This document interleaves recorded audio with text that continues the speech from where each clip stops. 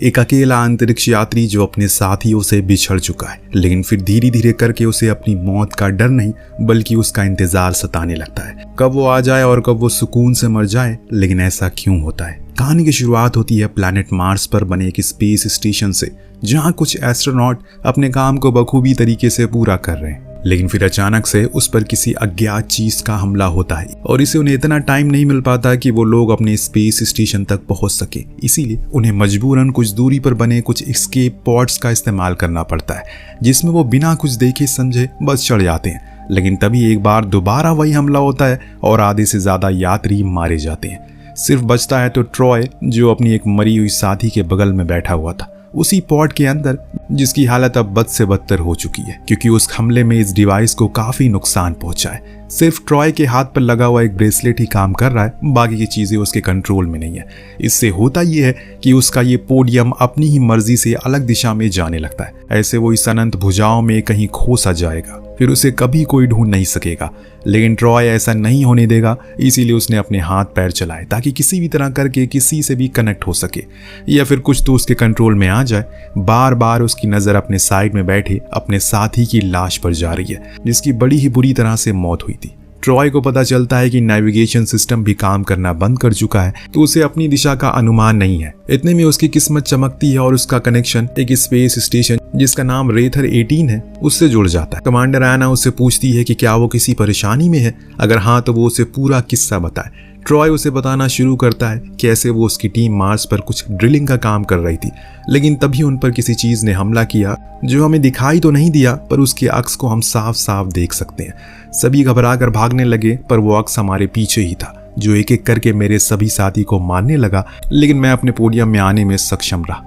मेरे एक साथी भी है लेकिन उसकी मौत हो चुकी है, तो अब मुझे किसी भी तरह करके अपने स्पेस स्टेशन पर वापस जाना है। लेकिन मेरा ना नेविगेशन सिस्टम काम कर रहा है, ना ही मेरे इस पोडियम पर किसी प्रकार का कंट्रोल है।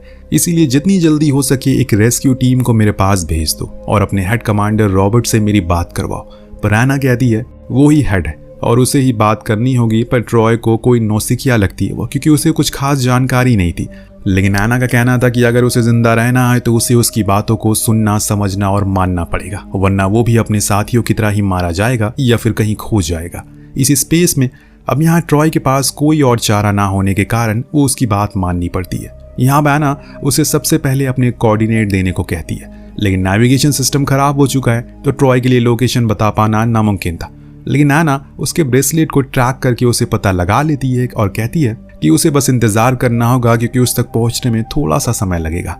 उसे ज्यादा चोटें नहीं आई है तो वो खुद को थोड़ी देर और दिलासा देता है। अब यहाँ एना उसकी बॉडी एग्जामिनेशन बताने को कहती है, लेकिन सभी डिवाइस खराब होने के कारण उसे खुद ही मैनुअल एग्जामिन करना पड़ता है। जैसे उसके सर पर चोट लगी है, जिसमें से ज्यादा तो नहीं लेकिन हाँ खून जरूर आ रहा है, जिसे समय पर ना रोका गया तो अनहोनी हो सकती है। दूसरी चीज, उसकी हार्ट बीट काफी तेजी से चल रही है, जिसका मतलब ये है कि उसका ब्लड प्रेशर ज्यादा हो गया है। जो सुनैना उसे शांत होने को कहती है क्योंकि ऐसा करके वो खुद को ही नुकसान पहुंचा रहा है। अब यहाँ ट्रॉय उससे पूछता है कि आखिर वो बेस पर कांटेक्ट क्यों नहीं कर सकती, वो उसे जल्दी बचा सकते हैं। वो बताती है कि उनका एक शॉर्ट सर्किट के कारण कनेक्शन टूट गया है, जिसे अभी 3 लोग सही करने में लगे हैं, तो अभी वो सिर्फ उसे ही बात कर सकता है। इतने में उन्हें उनकी एग्जैक्ट लोकेशन पता चल जाती है, वो अभी किस जगह पर है। लेकिन वहां पहुंचने में एना को तकरीबन 65 मिनट लगने वाले हैं, जो सुन ट्रॉय थोड़ा घबरा जाता है क्योंकि ये उसकी उम्मीद से ज्यादा है, क्योंकि वो धीरे धीरे करके सूरज की तरफ खिंचता जा रहा है। अगर उससे पहले वो उसे बचाने के लिए नहीं आई तो वो मर जाएगा। तभी उसकी कूलिंग सिस्टम भी फेल हो जाती है, जिसे होता यह है कि पोडियम का टेम्परेचर तेजी से नीचे गिरने लगता है, जो जानने पर एना कहती है कि उसे मैन्युअली जाकर ऑफ करना होगा, क्योंकि अगर वो ज्यादा गिर गया तो उसे हाइपोथर्मिया के कारण मर जाएगा वो। पर ट्रॉय को यह बात अच्छे से पता थी कि अगर उसने उसे बंद कर दिया तो वो सूरज की किरणों से तप कर मर जाएगा। इसीलिए अगर वो ज्यादा परेशानी हुई तो वो अपना स्पेस शूट पहन लेगा। समय जैसे जैसे करके आगे खिसक रहा है, उसी के साथ साथ ये पोडियम पर भी सूरज की किरणें अपना अक्स डालना शुरू करती है, जो दिखने में बहुत ही खूबसूरत था। लेकिन सिर्फ दूर से जितना ये करीब जाएगा उतना ही खतरा बढ़ता जाएगा, जो बात वो अच्छे से जानता है।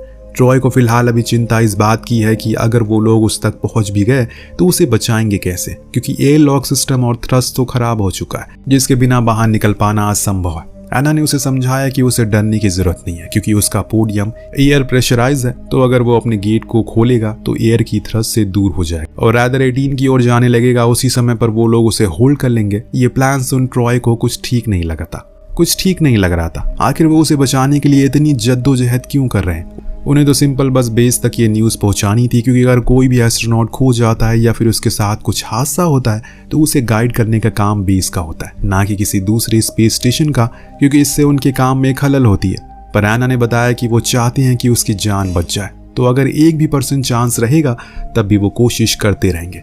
ट्रॉय को उसकी बातें ठीक लगी, पर न जाने क्यों विश्वास नहीं हो रहा है। खैर, अब एना ने पूछ ही लिया कि ये जो हादसा उनके साथ हुआ है इसके बारे में कंपनी को पहले से पता था, लेकिन वो फिर भी उन्होंने उन लोगों को भेजा, ऐसा क्यों? ट्रॉय को इस बारे में कुछ पता नहीं था। उनके लिए सब एकदम नया है, क्योंकि इससे पहले उसने ऐसी कोई ड्रिलिंग नहीं की थी, बल्कि उसे तो कहा गया था कि यह काम बहुत ही मामूली है और कुछ ही मिनट में उन्हें वापस बुला लिया जाएगा। वेल, कुछ देर बाद वो गुजारिश करता है क्या उसके परिवार के साथ वो कॉल अरेंज कर सकते हैं। उसने कहा कि वो 1 घंटे के भीतर वो कोशिश करेंगे कोई कॉल अरेंज हो जाए। लेकिन दोस्तों, अब ठंड बढ़ती जा रही है, पोडियम के अंदर तापमान गिरने लगा है, ट्रॉय का शरीर जमने लगा है, लेकिन वो अभी स्पेस सूट को नहीं पहन सकता। हालांकि उसके पास 2 स्पेस सूट है, एक खुद का और एक अपने साथी का, पर दोनों में 15-15 मिनट की ऑक्सीजन है और अभी एना और उसकी टीम को आने में 1 घंटा लगेगा। तब तक उसे खुद को हौसला देना पड़ेगा। लेकिन तभी वो देखता है कि पोडियम की ग्लासेस पर क्रैक आ रहे हैं, जिसका कारण है अंदर का गिरता हुआ तापमान, बाहर का बढ़ता हुआ तापमान, दोनों को एक साथ ही ये ग्लास हैंडल नहीं कर पा रहा है। इसीलिए खुद जाकर उसे मैनुअली बंद ही करना पड़ता है उसे। लेकिन उससे पहले ट्रॉय अपनी बीवी से बात करने की जिद करता है, पर एना उसे कहती है कि पहले उसके लिए जरूरी है वो कूलिंग सिस्टम को बंद करे, क्योंकि अगर वो ऐसे ही चलता रहा तो वो किसी से बात नहीं कर पाएगा। अब ट्रॉय को मजबूरन कंट्रोल पैनल में जाना ही पड़ता है, और जो पूरी तरह से जम चुका था। अब यहाँ उसका कनेक्शन भी एना से टूट जाता है, इसीलिए उसे खुद ही अकेले सब कुछ करना पड़ता है। जैसे ही उसने हैंडल पर हाथ रखा, उसकी स्किन उस पर चिपक जाती है ठंड के कारण, पर वो पूरी हिम्मत करके उसे ऑफ कर देता है और वापस लौट आता है। एक बार फिर से उसका कनेक्शन होता है एना से, जिससे वो बताता है कि उसने काम कर दिया है, तो अब वो जल्दी से उसके पास आ जाए, क्योंकि अंदर का तापमान भी अब बढ़ने लगा है। इतने में उसे अपने पेट में दर्द महसूस होता है। देखने पर पता चला कि वहाँ एक जख्म है, मलबे का टुकड़ा उसके पेट में घुस चुका है, जिसमें से अब खून निकल रहा है। पहले ठंड थी तो वो ये दर्द नहीं दे रहा था, लेकिन अब गर्म तापमान होने के कारण वो दर्द महसूस कर पा रहा है। उसने अपने मरे हुए साथी के पास उसका सामान को बाहर निकाला, जिसमें उसके परिवार की एक फोटो भी थी, जो देख ट्रॉय को अपने परिवार की याद सताना शुरू हो गई। पहले उसे अपने जख्म को ठीक करना है, तो उसे एक लाइटर की मदद से उसे जल्दी जला दिया कि दर्द से वो बेहोश हो जाता है। पर जब उसकी आंख खुली तो उसका जख्म ठीक हो चुका था। काफी देर हो चुकी है एना के ऑर्डर सुनते सुनते। अब वो जिद करने लगता है कि वो उसके बॉस से बात करवाए, जो इस मिशन को लीड कर रहा है। तब एना उसे सच्चाई बता देती है कि वो मारे जा चुके हैं। जी हाँ दोस्तों, इसीलिए अब उसे सिर्फ वही बचा सकती है। ये सुनते ही ट्रॉय टूट जाता है, क्योंकि उसे अब कहीं से भी उम्मीद नजर नहीं आ रही है कि वो जिंदा बच जाएगा। ट्रॉय का कहना है कि उसे इस बारे में पहले उससे क्यों नहीं बताया, तो वो कहती है अगर वो बता देती तो वो पैनिक करने लगता है। इतनी में अचानक एक मेटेरॉइड आकर ट्रॉय के पोडियम से टकराता है, जिससे वो तेजी से और घूमने लगता है। इसमें उसकी रफ्तार और बढ़ जाती है, जिससे हुआ ये कि वो सूरज की ओर तेजी से बढ़ने लग गया। अब ट्रॉय को पूरा यकीन हो चुका है कि उसका अंत करीब है। उसने एना से अपने पास आने को मना कर दिया, क्योंकि अब कोई फायदा नहीं है, उसकी कहानी सिर्फ यहीं तक थी। लेकिन एना अभी भी हिम्मत रखने को कहती है और खुद को संभालने की बात करती है, पर वो हिम्मत कैसे रखे। इसीलिए वो हैच खोलने लगता है कि अचानक एक और मेट्रॉइड की टक्कर होती है पोडियम से, और तभी पोडियम रुक जाता है, सब कुछ नॉर्मल सा हो जाता है। ट्रॉय ने उसे पूछा कि अब उसे क्या करना चाहिए जिससे वो कुछ देर और जिंदा रह सके। उसने बताया कि आने वाले 10 मिनट में उसके पोडियम का तापमान बहुत ज्यादा गिर जाएगा, तब तक उसे खुद को संभालना होगा। उसके बाद वो अपना सूट पहन ले, जिसमें 15 मिनट की ऑक्सीजन है। तब तक उस तक वो लोग पहुंच जाएंगे और यहाँ एक बारी फिर से मेट्रॉइड की टक्कर होती है, और इस बारी तो टक्कर से छेद हो गया, जिससे प्रेशर कम होने लगता है। ट्रॉय उसे एक बार विनती करता है कि वो किसी भी तरह करके उसके परिवार से उसका संपर्क करा दे, ताकि वो अपनी बीवी बच्चों से एक आखिरी बार तो बात कर सके। अब यहाँ ट्रॉय ने ठाना कि वो बाहर जाकर खुद को ही छेद को बंद करेगा। जिस चीज की जानकारी वो एना को भी देता है, पर वो उसे आगाह कर दी है कि ऐसा करने पर उसकी जान जा सकती है, क्योंकि बाहर रेडिएशन बहुत ज्यादा है, ऊपर से सूरज की वो बहुत ही ज्यादा करीब है, पर उसके सूट में ऑक्सीजन सिर्फ 18% बची है, और उसे ये करना ही होगा, वरना वो कुछ ही मिनट में मारा जाएगा। बातों ही बातों में एक चीज जानने को मिलती है कि असल में एना और उसके क्रू को सख्त आदेश मिले हैं कि उन्हें किसी भी तरह करके ट्रॉय को बचाना होगा, वरना सरकार इस कंपनी को हमेशा के लिए बंद कर देगी। अब ये सुन ट्रॉय को बुरा लगा कि वो लोग सिर्फ अपने फायदे के लिए जान बचा रहे हैं, पर एना का कहना था कि अगर ऐसा कुछ ना भी होता तो भी वो लोग उसकी जान जरूर बचाने आते। इस भावुक समय में ट्रॉय अपने परिवार के बारे में उससे बताने लगता है, कैसे जब उसका बेटा 6 साल का था तब वो उसे छोड़कर इस काले अंधेरे में आ गया ताकि कुछ पैसे कमा सके। हालांकि उसकी बीवी ने मना किया था, लेकिन फिर भी उसने उसकी एक नहीं सुनी और इस काम को चुना, जो मेरी सबसे बड़ी गलती थी। इसीलिए अगर मुझे कुछ हो जाए तो उससे कहना और मुझे उस गलती का पछतावा है। इधर धीरे धीरे पोडियम सूरज के करीब जाता जा रहा है। तभी ट्रॉय को अपने साथी के हाथों में एडवांस ग्लव्स दिखते हैं, जिन्हें पहनकर वो एना से पूछता है कि अभी भी कोई मौका है। उसने कहा कि हाँ, कुछ चांसेस हैं, लेकिन ये करने के लिए तुम्हारे पास सिर्फ कुछ ही सेकंड का समय होगा। जैसे ही ये पोडियम मुड़ेगा तुम्हें तभी ये करना होगा, वरना रेडिएशन के असर से तुम राख हो जाओगे। अब उसने उसकी सारी बातों को गौर करके ही हैच को खोला और बाहर जाकर उस होल को ठीक करने लगा। लेकिन कुछ ही देर में उसका ऑक्सीजन लेवल 3 से कम हो गया, जिससे कि वो बेहोश होने लगता है। इसीलिए एना उसे फौरन अंदर आने को कहती है और उसने होल भी बंद कर दिया था।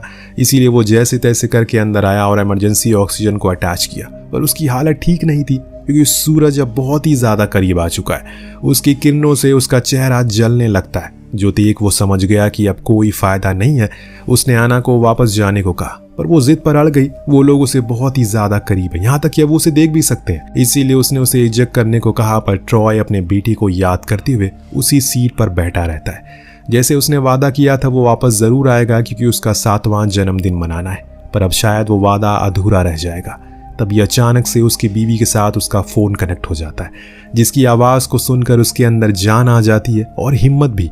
वो अपनी आंखें खोलने की कोशिश करता है, लेकिन उसी समय पोडियम का ग्लास टूट जाता है और प्रेशर उसे बाहर खींचने लगता है और बूम, कहानी यहीं खत्म हो जाती है।